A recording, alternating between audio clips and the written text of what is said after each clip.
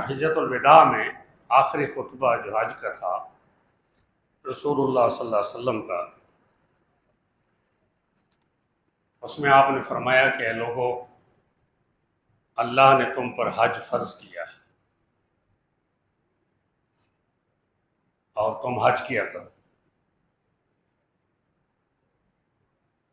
ایک صحابی رضی اللہ تعالی عنہ کھڑے ہوئے اور انہوں نے حضور صلی اللہ علیہ وسلم سے سوال کیا، لِكُلِّ عَامٍ یا رسول اللہ، اللہ کے رسول صلی اللہ علیہ وسلم کیا ہر سال ہم پر حج فرض ہے؟ آپ صلی اللہ علیہ وسلم نے خاموشی اختیار فرمائی اور پھر یہ فرمایا کہ اگر میں کہہ دیتا کہ ہر سال فرض ہے تو تم تکلیف میں مبتلا ہو جاتے، جتنا کہا ہے اتنا مانو کہ اللہ نے حج کو تمہارے اوپر فرض کیا۔ اور آپ نے یہ فرمایا، بھائی میں نے جس کا حق دینا ہے وہ مجھ سے لے لے، اور جس نے میرا حق دینا ہے میں نے اس کو معاف کر دیا۔ تو ایک صحابی کھڑے ہوئے اور انہوں نے کہا، یا رسول اللہ آپ نے میرا حق دینا ہے۔ ہاں بھئی کیا حق ہے؟ انہوں نے کہا جی آپ نے میدان جہاد میں احد میں میری پیٹھ پر آپ نے چھڑی ماری تھی، سوٹی ماری تھی، اور مجھے اس سے بڑی تکلیف ہوئی تھی میری لائن سیدھی کرنے کی، تو آج میں نے وہ حق لینا ہے۔ تو آپ صلی اللہ علیہ وسلم نے فرمایا آؤ لے لو۔ آج کا جو ہمارا موضوع ہے وہ یہی ہے کہ مکہ مکرمہ کی فضیلت کیا ہے۔ سب سے بڑی فضیلت یہ ہے کہ ان اول بیت وضع للناس، اللہ اکبر، اس قرۂ ارض پر سب سے پہلا گھر جو اللہ تعالیٰ کا ہے وہ کعبۃ اللہ ہے، اور رسول اللہ صلی اللہ علیہ وسلم نے فرمایا کہ لا تشد الرحال الا الی ثلاثۃ مساجد، کہ ثواب زیادہ حاصل کرنے کی نیت سے کسی مسجد میں آپ نہیں جا سکتے، اس کی طرف رخت سفر نہیں باندھ سکتے سوائے 3 مساجد کی۔ فرمایا کہ مسجد الحرام ہے، یہ کعبۃ اللہ، یہ مسجد حرام جہاں 1,00,000 نماز کا ثواب ملتا ہے۔ اما بعد فاعوذ باللہ من الشیطان الرجیم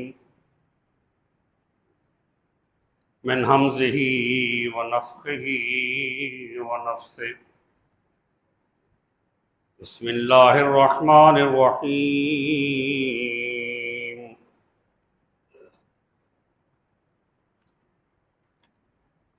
ان اول بیت وضع للناس للذی ببکۃ مبارکا وہدی للعالمین، فیہ آیات بینات مقام ابراہیم،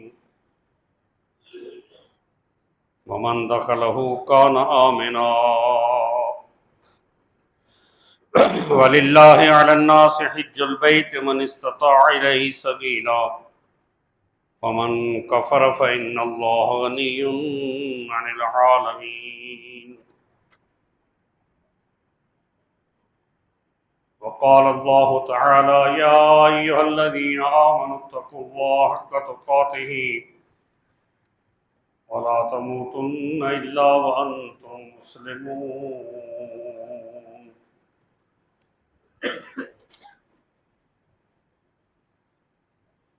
وقال تعالى يا أيها الذين آمنوا اتقوا الله وقولوا قولا سديدا يصلح لكم أعمالكم ويغفر لكم ذنوبكم ومن يطع الله ورسوله فقد فاز فوزا عظيما۔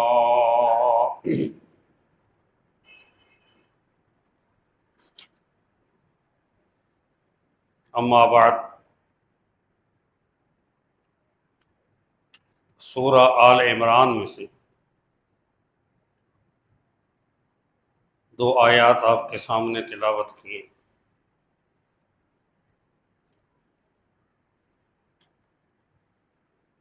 ان آیات مبارکہ کا ترجمہ ہے: بے شک اللہ تعالیٰ کا گھر پہلا جو مقرر کیا گیا لوگوں کے لیے، انسانوں کے لیے، یقیناً وہی ہے جو مکہ میں ہے، بہت بابرکت ہے اور سراسر ہدایت ہے تمام جہانوں کے۔ اس میں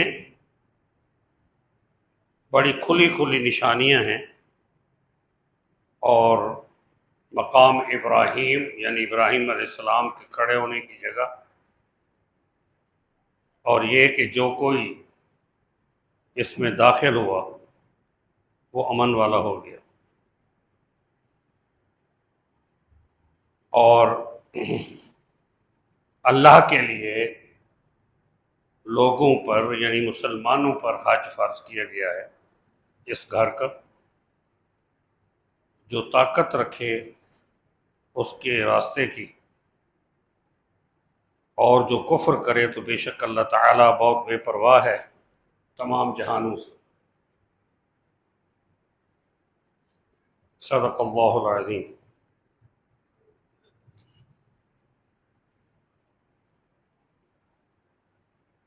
بخاری شریف میں حدیث ہے، بڑی مشہور، بڑی معروف، ہم میں سے ہر مسلمان بچہ، بڑا، بوڑھا، عورتیں سب جانتے ہیں کہ رسول اللہ صلی اللہ علیہ وآلہ وسلم نے فرمایا: بنی الاسلام علی خمس، اسلام کی بنیاد جو ہے 5 ستونوں پر ہے۔ سب سے پہلا ستون شہادت اللہ الہ الا اللہ وان محمدا عبدہ ورسولہ۔ اسلام قبول کرنا، اسلام کی گواہی دینا، شہادت دینا کہ اللہ کے علاوہ کوئی الہ نہیں ہے، اور یقیناً محمد صلی اللہ علیہ وآلہ وسلم اللہ کے بندے اور اس کے رسول ہیں۔ یہ پہلا ستون ہے۔ دوسرا ستون وإقام الصلاۃ، نماز کا قائم کرنا، جو اوقات ہیں 5 وقت میں نماز کو باقاعدگی سے ادا کرنا۔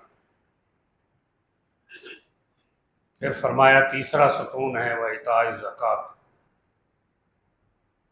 زکوٰۃ ادا کرنا، اپنے مال کا حساب کر کے وہ زکوٰۃ ادا کرنا، کیونکہ اس سے مال پاک ہو جاتا ہے۔ پھر فرمایا کہ وصوم رمضان، اللہ کا جو مہمان مہینہ ہے، جس مہینے میں اللہ نے قرآن اتارا، جس مہینے میں اللہ نے محمد الرسول اللہ صلی اللہ علیہ وآلہ وسلم کو رسالت اور نبوت عطا فرمائی، اور قرآن ان کے قلب اطہر پر اتارا گیا غار حرا میں۔ فرمایا کہ یہ چوتھا ستون ہے۔ 5واں ستون کیا ہے؟ حج البیت، بیت اللہ کا حج کرنا۔ فرمایا کہ من استطاعت الیہ سبیلا، اگر تمہیں راستے کا پروانہ ہے، اجازت نامہ ہے، اور آپ کی جیب اجازت دیتی ہے خرچے کی، گھر کے خرچے کی بھی، کیونکہ آپ گھر میں نہیں ہوں گے، اس کا خرچہ بھی تو چلنا ہے، اور اپنا خرچہ بھی وہاں ہونا ہے۔ اگر یہ طاقت آپ کے پاس ہے تو وہ حج آپ پر فرض ہے۔ اس لیے رسول اللہ صلی اللہ علیہ وسلم نے فرمایا کہ اے لوگو، حجۃ الوداع میں آخری خطبہ جو حج کا تھا رسول اللہ صلی اللہ علیہ وسلم کا، اس میں آپ نے فرمایا کہ اے لوگو، اللہ نے تم پر حج فرض کیا ہے اور تم حج کیا کرو۔ ایک صحابی رضی اللہ تعالی عنہ کھڑے ہوئے اور انہوں نے حضور صلی اللہ علیہ وسلم سے سوال کیا، لِكُلِّ عَامٍ یا رسول اللہ، اللہ کے رسول صلی اللہ علیہ وسلم، کیا ہر سال ہم پر حج فرض ہے؟ آپ صلی اللہ علیہ وسلم نے خاموشی اختیار فرمائی اور پھر یہ فرمایا کہ اگر میں کہہ دیتا کہ ہر سال فرض ہے تو تم تکلیف میں مبتلا ہو جاتے۔ جتنا کہا ہے اتنا مانو کہ اللہ نے حج کو تمہارے اوپر فرض کیا۔ اس لیے آپ صلی اللہ علیہ وسلم نے فرمایا کہ ہر مسلمان جو ہے وہ نیت کرے حج کرنے کی۔ اگر اللہ اس کو طاقت عطا کر دیتا ہے تو وہ حج پر چلا جائے گا، اگر طاقت عطا اس کو نہیں ملی تو حج کی نیت کی وجہ سے وہ مسلمان ہی فوت ہوگا۔ اگر اس نے حج کی نیت نہیں کی تو اللہ کو ضرورت نہیں ہے کہ وہ یہودی ہو کر مرے یا عیسائی ہو کر مرے۔ یہ بہت بڑی وعید ہے اس طرف۔ اس لیے ہم میں سے اگر کسی نے ابھی تک حج کی نیت نہیں کی تو ہمیں آج سے ہی حج کی نیت کر لینی چاہیے اور اللہ سے یہ دعا مانگنی چاہیے کہ ربنا ارنا مناسکنا وتوب علینا انک انت التواب الرحیم۔ یا اللہ، ہمیں وہ مناسک ادا کرنے والی جگہ دکھا اور ہماری توبہ جو ہے وہ قبول فرما، بے شک تو توبہ قبول کرنے والا ہے، تو رحمت والا ہے، تو رحیم ہے۔ تو حج کی اتنی اہمیت ہے،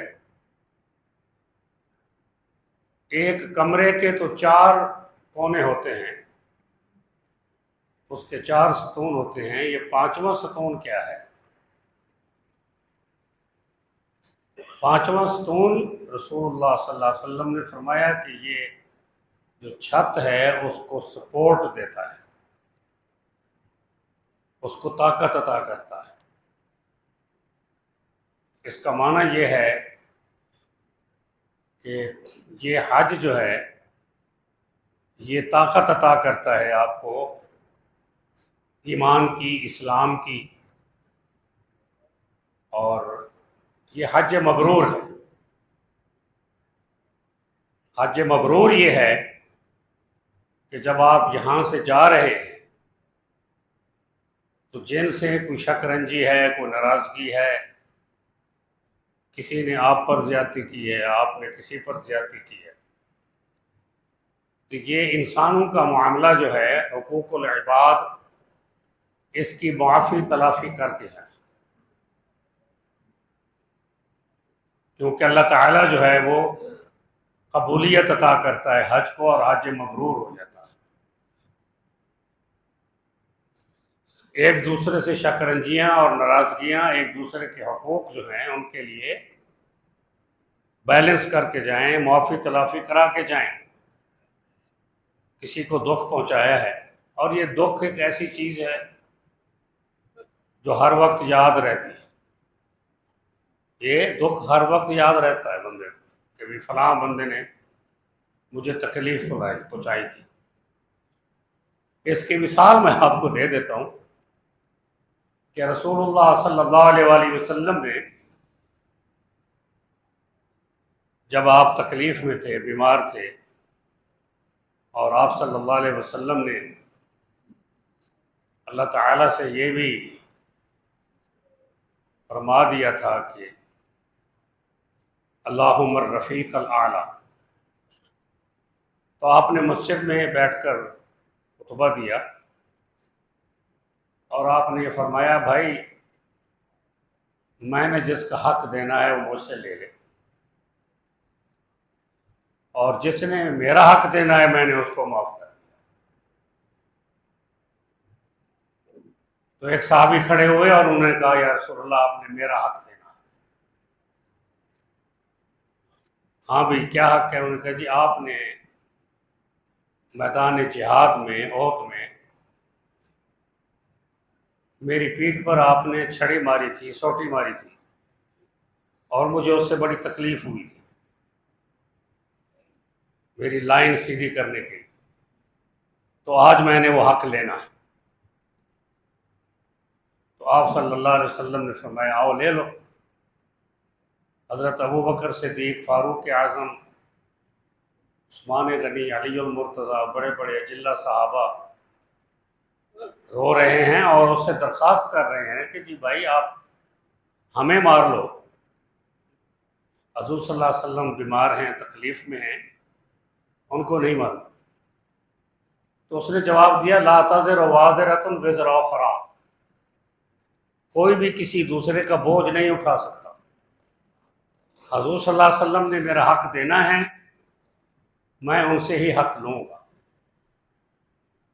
اس کو سوٹی دی گئی ہاتھ میں، وہ حضور کے پاس قریب آیا پیچھے سے، اور اس نے عرض کی، یا رسول اللہ جب آپ نے مجھے چھڑی ماری تھی میرے بدن پر قمیص نہیں تھا، تو آپ کو قمیص اتارنا پڑا۔ رسول اللہ صلی اللہ علیہ وسلم نے فرمایا کہ ہم نے آج تک کسی کے سامنے اپنا قمیص نہیں اتارا، لیکن حق دینے کے لیے ہم اتارتے ہیں۔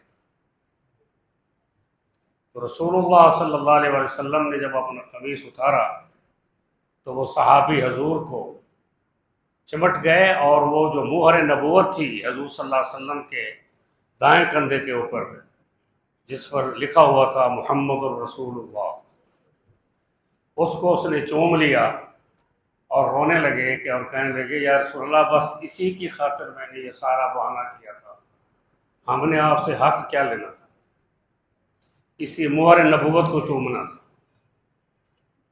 تو واحد صحابی ہیں جن کو اللہ تعالیٰ نے یہ شرف بخشا کہ اس نے رسول اللہ صلی اللہ علیہ وسلم کی مہر نبوت کو چوما،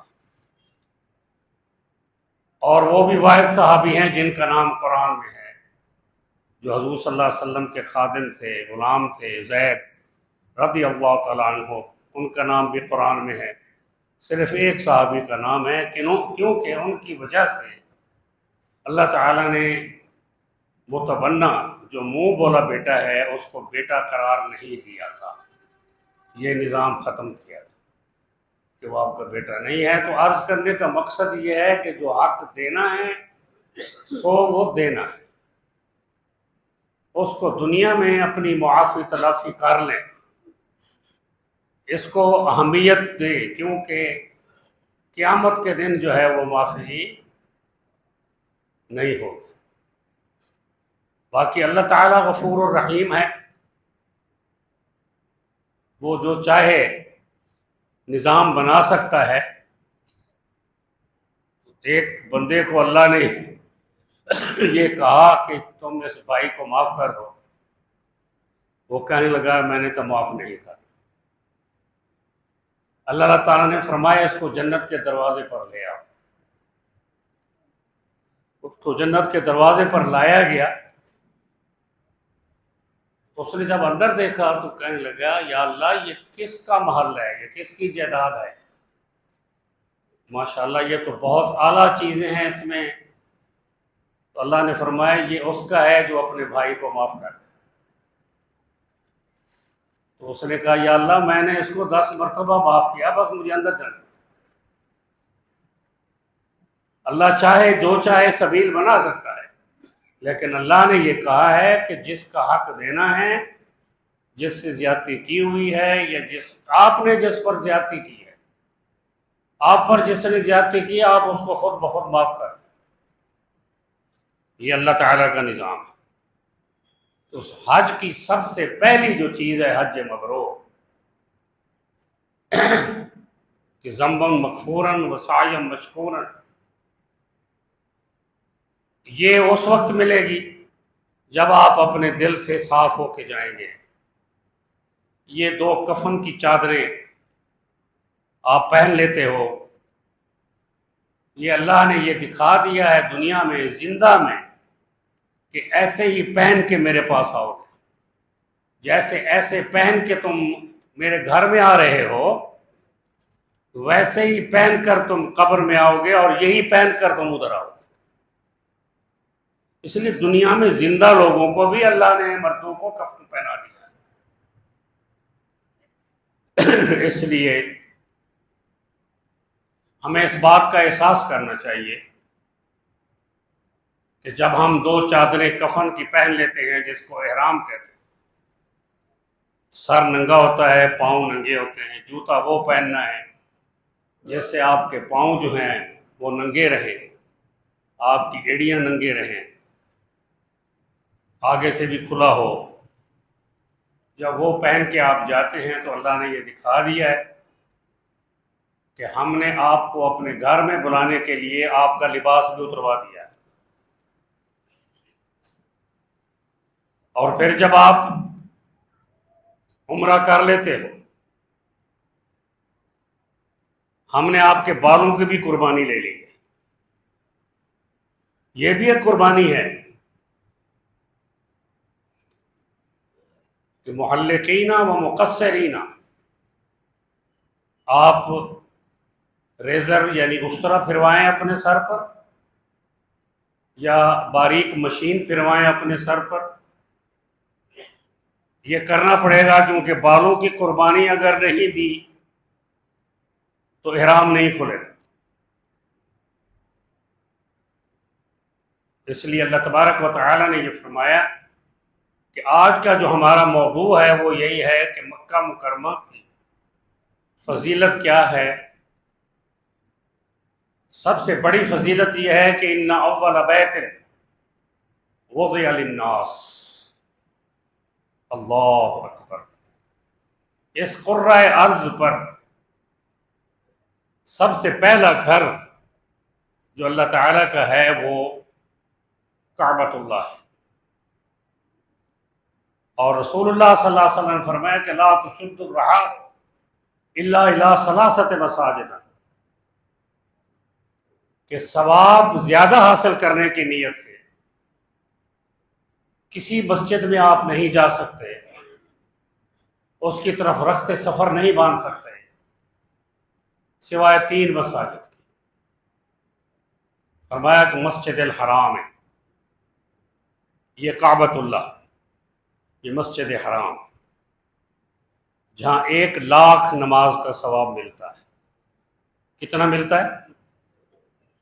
1,00,000، مگر شرط یہ ہے کہ رزق حلال ہو،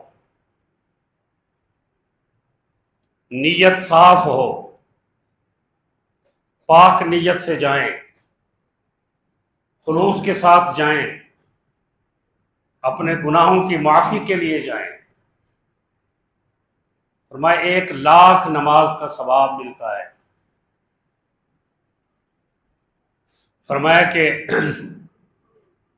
وہ مسجد الاقصی، دوسری مسجد کون سی ہے؟ مسجد اقصی ہے، جو آج یہود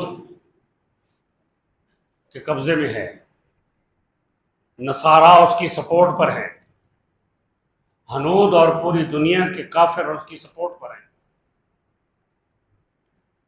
اور ہم بھی نادانستہ طور پر اس کی سپورٹ میں ہیں، کیونکہ ہمیں اس کو آزاد کروانے کی کوئی تڑپ ابھی نہیں ہوئی۔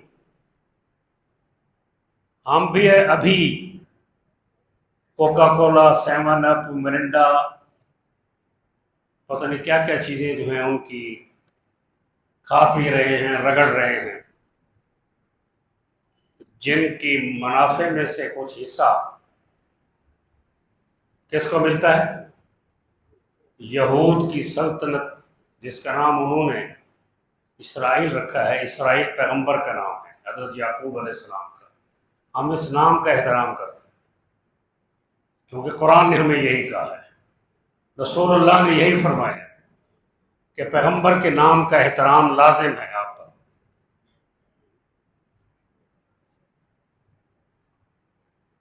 ہمیں کوئی تڑپ نہیں۔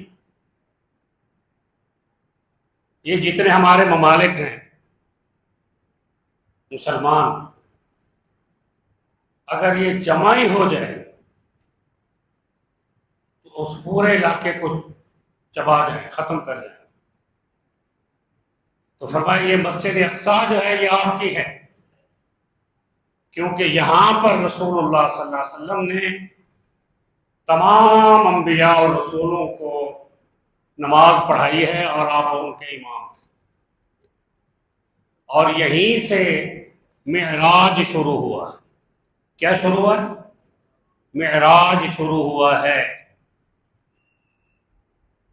اسرا جو ہے وہ مکے سے اقصیٰ،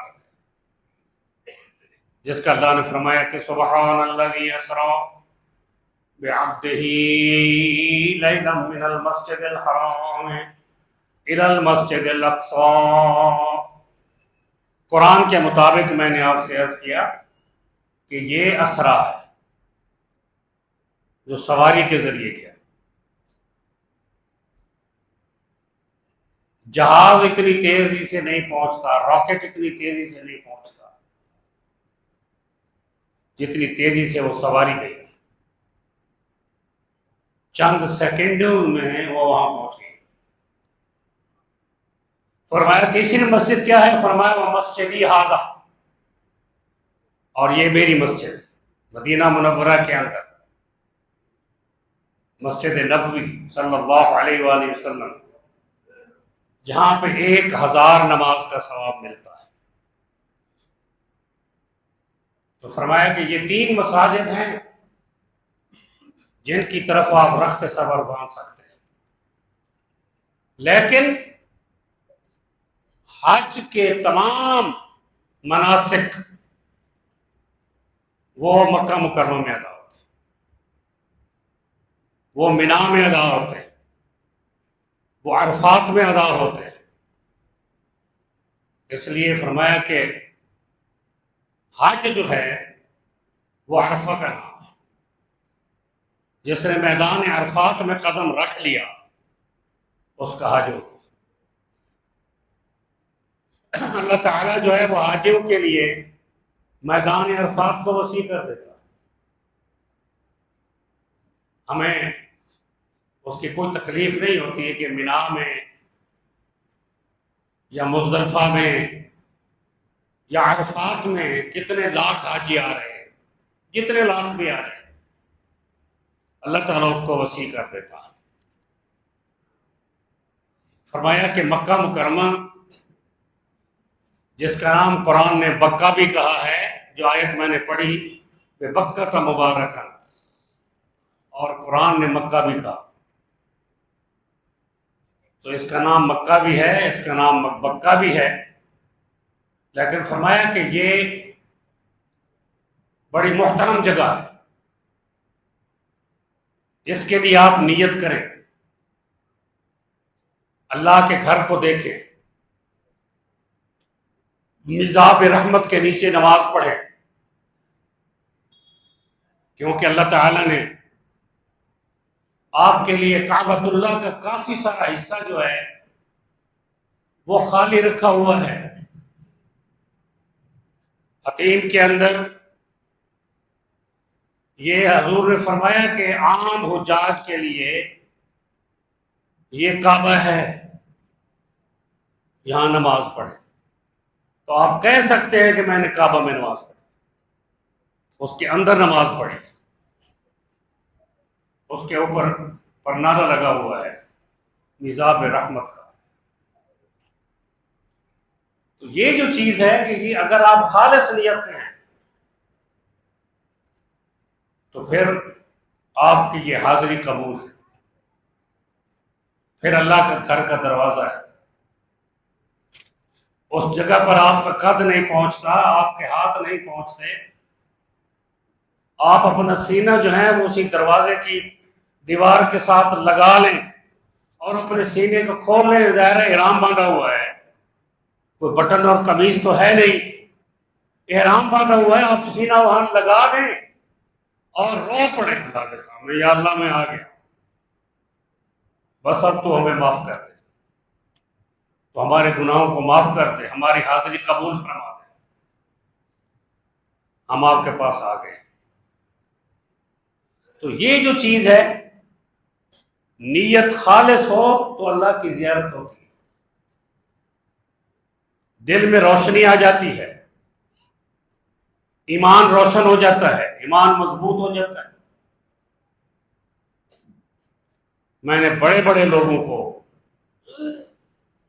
خود دیکھا ہے، بڑے بڑے پیسے والوں کو دیکھا ہے، جب وہ اللہ کے گھر کے پر ان کی نظر پڑتی ہے تو وہ دھاڑے مار مار کر رو رہے ہیں۔ قلیلا من الناس ہے، لوگوں میں سے تھوڑے لوگ ایسے جو دھاڑے مار کر اللہ کے گھر کی کا روح اور اس کا دبدبہ جو ہے وہ برداشت نہیں کر سکتے، گناہ آگے آ جاتے ہیں، گناہ سامنے آ جاتے ہیں اور دھاڑے مار مار کر روتے ہیں، اور اس وقت تک روتے رہتے ہیں جب تک اللہ تعالیٰ ان کو تسلی نہ عطا ہو۔ یہ وہ مقام ہے جس مقام کی حاضری کے لیے ہر دل تڑپتا ہے۔ اس لیے ابراہیم علیہ السلام کو اللہ نے حکم دیا تھا کہ وَأَذِّن فِي النَّاسِ بِالْحَجِّ یَأْتُوکَ رِجَالًا وَعَلَىٰ كُلِّ ضَامِرٍ یَأْتِینَ مِنْ كُلِّ فَجٍّ عَمِیقٍ، کہ ابراہیم علیہ السلام لوگوں کو حج کے لیے بلاوا دے دو۔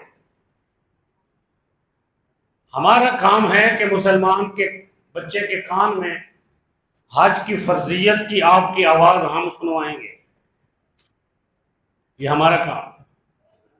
آپ صرف پکار دے دو حج کی، جو بھی بچہ پیدا ہوگا اس کے کان میں ہم حج کی فرضیت کی آواز جو ہے وہ پہنچا دیں گے، کیونکہ یہ ہمارا کام ہے۔ جیسے حضور صلی اللہ علیہ وسلم کو قرآن میں ہے کہ اللہ نے حکم دیا کہ یہ جو دشمن کھڑے ہیں بس ایک مٹھی بھر لو کنکریوں کی اور ایسے پھیلا دو، پھر دیکھو ہم کیا کرتے ہیں۔ جب حضور نے وہ پھیلائی وہ تو سارے اندھے ہو گئے، تو حضور کو اللہ نے فرمایا وَمَا رَمَيْتَ إِذْ رَمَيْتَ وَلَٰكِنَّ اللَّهَ رَمَىٰ، اے نبی پاک صلی اللہ علیہ وسلم پھینکی آپ نے ہے ہمارے حکم سے، مگر پہنچایا ہم نے ہے جہاں جہاں اس کو پہنچانا۔ هذا ما عندي والله أعلم بالصواب۔